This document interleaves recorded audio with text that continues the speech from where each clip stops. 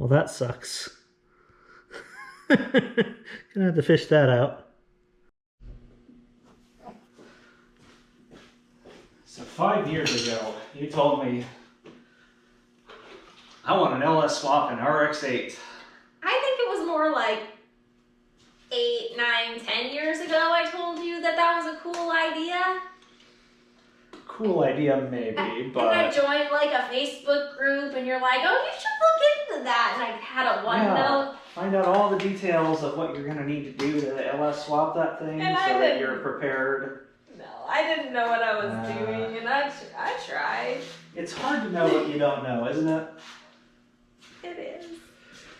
What did I tell you? Wasn't it something like, just put a peripheral ported rotary on there and send it?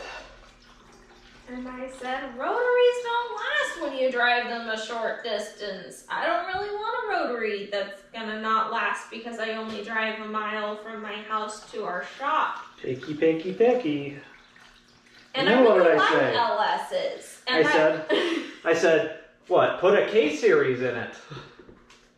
What happened to that one? I don't really like Hondas that much. I'm not that much of a Honda person. My dad has some really strong opinions about Hondas. Yeah, we know how wise he was. But I knew LSs. I've seen LSs. I've had LSs. Well, how about a 2JZ?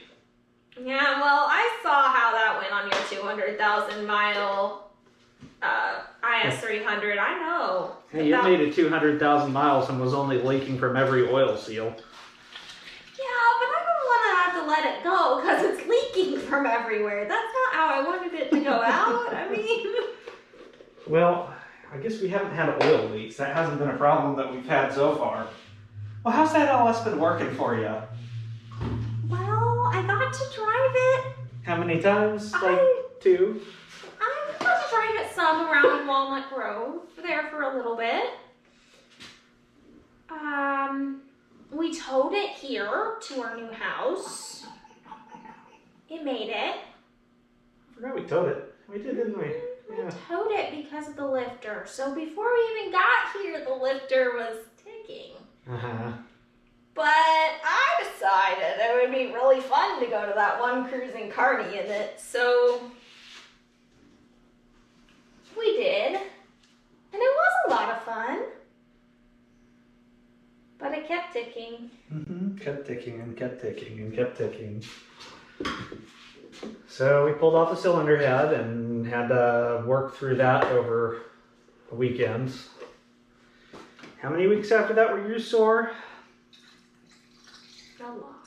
I know I had a couple weeks of downtime after that. That was a long weekend. That was not fun. We did that too fast. So after that, new motor, how did that go?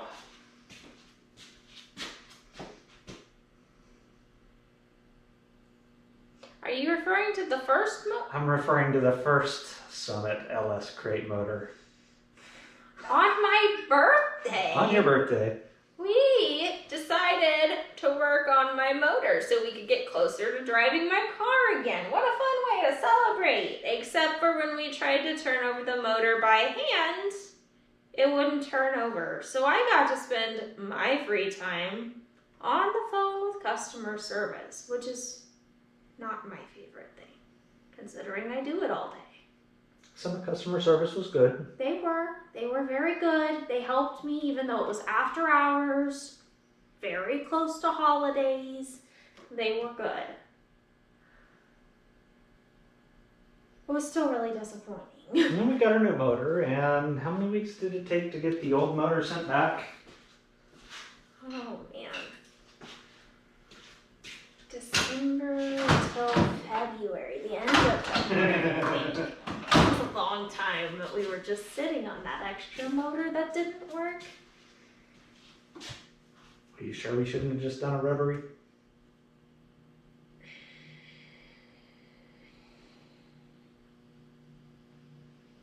I wonder. You wonder.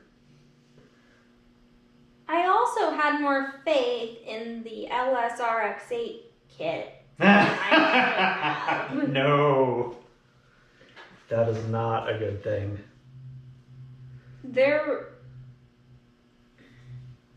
It's probably good that recent events have happened with that.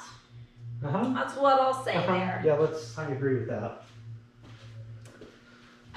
Unfortunately, that has resulted in no access to any of the documentation that they provided and didn't. Not that it was useful. Yeah. We'll just leave it at that. But I really like the cooling system that you're doing. I think that's one of the coolest things. It was really a pain to find that reservoir and then for you to make that. Still self-bleeds. It takes a while though, so we've got to kind of just wait. We're close to starting it, so once we fire it up, I kind of intend to be able to drive it. And gotta have coolant, gotta have everything bled out as much as you can. We've got to have oil. We're not going to put on the under tray because the under tray covers the bottom and we won't see if we have a leak. And it's not fun. No, the under tray is not fun. It's unreasonably not fun. And the little Christmas trees. They always break. Yeah, we got a whole bunch this time. Whole box. So I'm going to wait for all the coolant to kind of seep into the motor, keep topping that off. We're going to have to get some oil, fill it up, crank it over for probably a minute off and on just to make sure everything primes. Get the front bumper on, get the hood on, make it look like a car again, and then we'll try and fire it up. And I think it'll fire up just fine. It's just how well will the motor do? I don't know. I'm hopeful. Pessimistically hopeful. I need it to work.